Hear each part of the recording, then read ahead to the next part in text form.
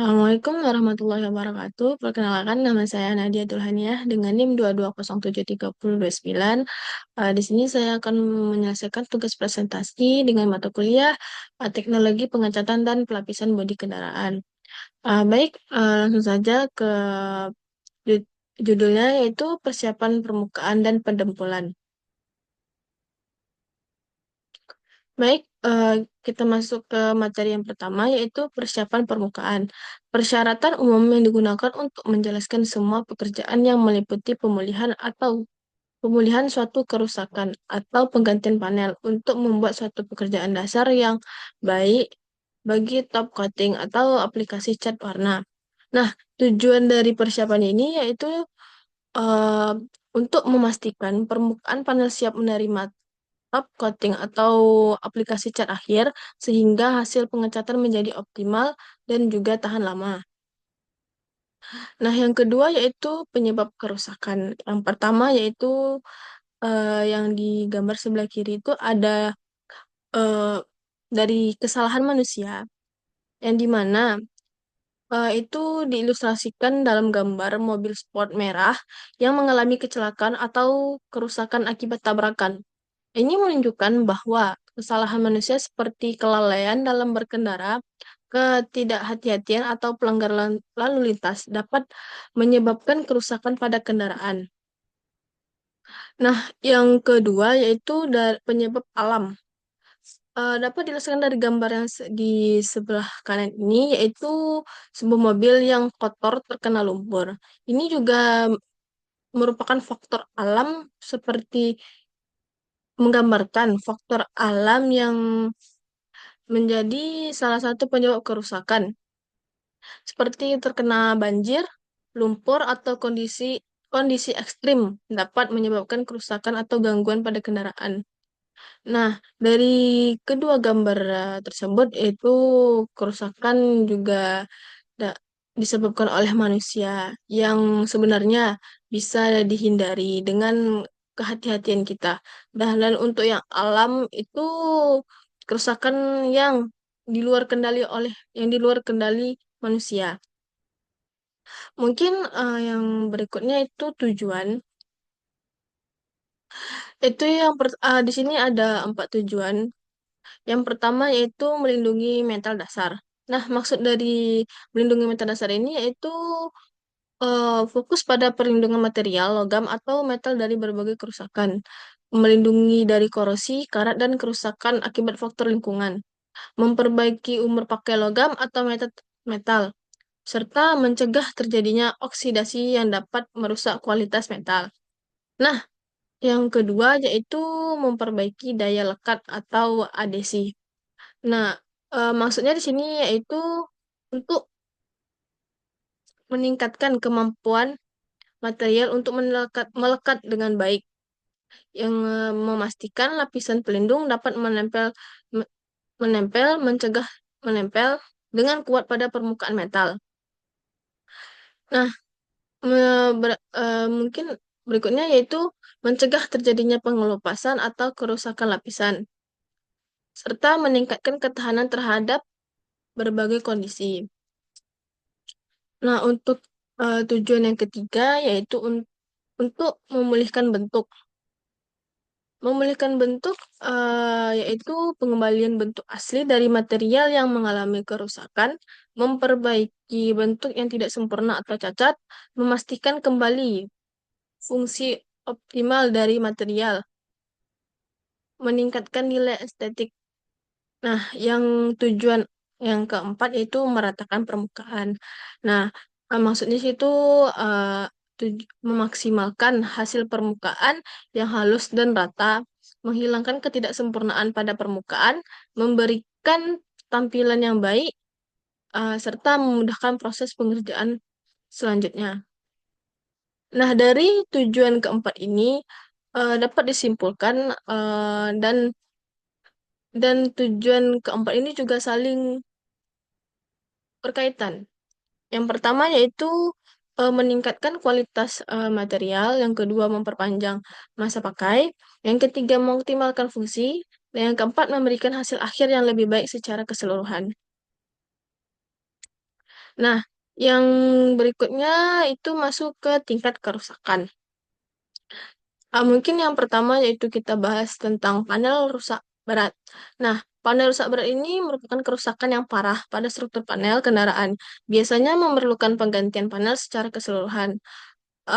Mungkin contohnya bisa kerusakan pada akibat tabrakan keras atau benturan yang sangat kuat, serta membutuhkan perbaikan yang lebih kompleks dan biaya yang lebih tinggi. Bisa juga mempengaruhi struktur dan keamanan kendaraan.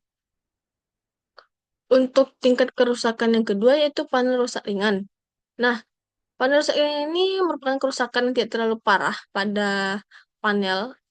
Panel masih bisa diperbaiki tanpa harus mengganti seluruh panel. Mungkin bisa dicontohkan dengan penyok atau goresan kecil atau juga benturan-benturan ringan. Nah, proses perbaikan pada panel ini itu relatif lebih sederhana dan juga biaya perbaikan lebih terjangkau. Mungkin tingkat kerusakan yang berikutnya itu kerusakan permukaan cat, yang dimana kerusakan yang hanya terjadi pada lapisan cat, serta tidak mempengaruhi struktur panel. Contohnya itu mungkin goresan ringan, atau bisa juga cat terkelupas, atau cat memudar, dan juga kusam. Nah, dari ini bisa diperbaiki dengan pengecatan ulang. Proses perbaikan yang paling sederhana di antara kedua jenis tersebut. Nah, biar termasuk biayanya juga lebih murah. Baik, di sini kita masuk ke materi berikutnya tentang material persiapan permukaan. Di sini ada tiga, yaitu primer, primer yang dimana primer ini pencegahan karat dan adesi. Yang kedua itu putih, mengisi bagian yang bergelombang dan meratakan permukaan di samping itu juga untuk adesi. Nah, yang ketiga surfacer, kemampuan untuk menghaluskan permukaan, mencegah penyerapan dan juga fungsi sebagai adesi. Nah, berikutnya itu pandangan umum pendempulan. Yang di sini kita dapat suatu bahan yang berfungsi untuk menghaluskan permukaan panel. Mungkin di sini di sini saya mungkin fungsi dari pendempulan yaitu yang pertama itu menghaluskan permukaan panel yang tidak merata, yang kedua menutupi cacat pada permukaan. Nah, fungsi ketiga yaitu menyempurnakan bentuk panel. Nah, dan terakhir memberikan dasar yang baik untuk pengecatan. Nah, di sini kita masuk ke jenis dempul. Di sini jenis dempul itu ada dua. Yang pertama itu dempul plastik, yang kedua itu dempul halus. Nah, untuk fungsinya sendiri itu dari kedua dempul tersebut mempunyai fungsi yang berbeda. Nah, untuk dempul plastik itu mempunyai fungsi untuk membentuk, mempertebal, dan juga menutup. Sedangkan dempul plastik, ya maaf, dempul halus itu berfungsi untuk menutup pori-pori, menghilangkan goresan, dan juga menghaluskan permukaan. Nah, di sini bahan dari kedua dempul tersebut. Yang pertama dempul plastik. Dempul plastik ini ada dua bahan, yaitu bahan dasar dan juga pengeras. Sedangkan yang dempul halus itu uh, ada satu bahan yaitu duko. Nah, berikutnya itu alat untuk pengaplikasian dempul tersebut. Nah, kalau dempul plastik ini menggunakan alat seperti pisau dempul atau spatula dan kape. Sedangkan dempul halus itu semprotan dan juga sendok dempul. Nah, sifat dari kedua dempul tersebut tuh juga berbeda. Yang pertama itu dari dempul plastik. Dempul plastik ini sifatnya itu cepat kering, rapuh, dan mudah dibentuk. Sedangkan dempul halus itu padat, licin dan berpori dan tidak berpori. Untuk tekniknya yang pertama dari dempul plastik yaitu mengaduk dan teknik mendepul. Sedangkan yang halus itu penyemprotan dan teknik mendempul. Baik, yang berikutnya yaitu cara pemeriksaan hasil pendempulan. Yang pertama yaitu di sini kita dapat lihat ada 6 cara pemeriksaan hasil mendempul. Yang pertama yaitu dilihat. Dilihat ini mungkin dimulai dari pemeriksaan visual secara langsung, mencari ketidakrataan yang terlihat, memeriksa keseragaman permukaan, dan juga mengidentifikasi cacat yang tampak. Nah, untuk pemeriksaan yang kedua yaitu diraba. Mungkin menggunakan tangan atau merasakan tekstur permukaan, mendeteksi bagian yang tidak rata, menentukan tonjolan atau cekungan.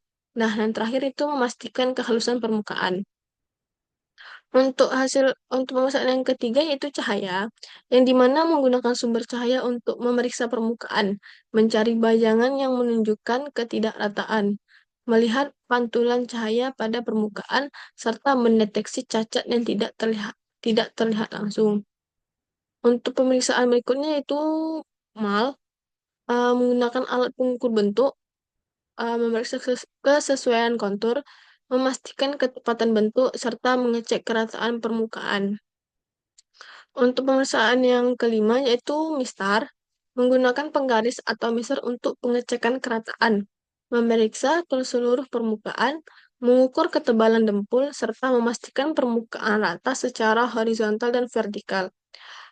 Mungkin yang terakhir yaitu cat, memeriksa lapisan cat tipis sebagai indikator, memeriksa penyerapan cat, mendeteksi cacat yang tersembunyi, menilai kesiapan permukaan untuk pengecatan.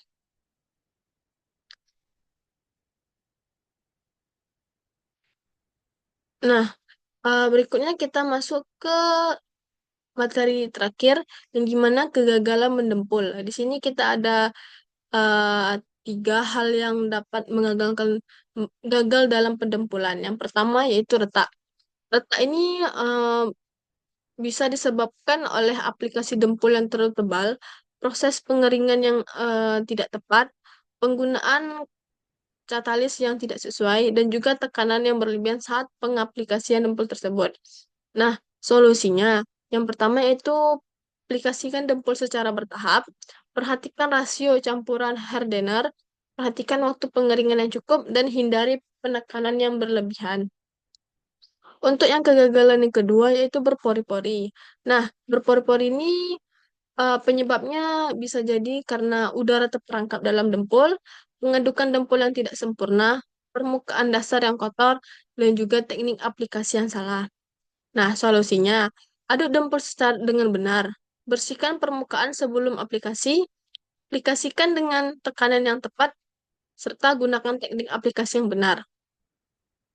Yang ketiga yaitu tidak sesuai dengan bentuk sesungguhnya. Ini disebabkan oleh pengamplasan yang berlebihan, ketebalan dempul tidak merata, pengukuran yang tidak tepat, serta kurangnya ketelitian dalam pembentukan. Nah, solusinya yaitu menggunakan MAL sebagai panduan, lakukan pengamplasan secara bertahap, periksa bentuk secara berkala, serta perhatikan detail kontur asli. Baik, mungkin itu saja yang dapat saya jelaskan. Apabila ada kesalahan dalam penyampaian ataupun dalam menjelaskan materi, saya mohon maaf. Saya akhiri. Assalamualaikum warahmatullahi wabarakatuh.